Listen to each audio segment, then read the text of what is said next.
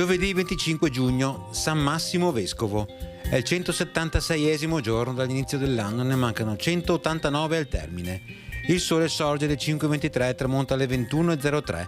La luna si leva alle 17:21 e tramonta alle 1:50.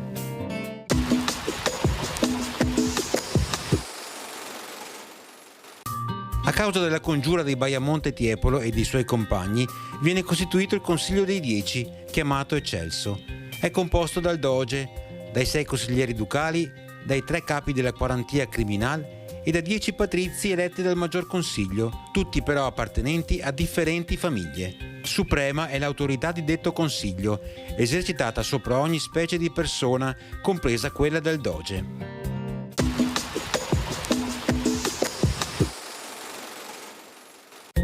Le previsioni per domani: precipitazioni assenti, cielo sereno poco nuvoloso, temperature in aumento.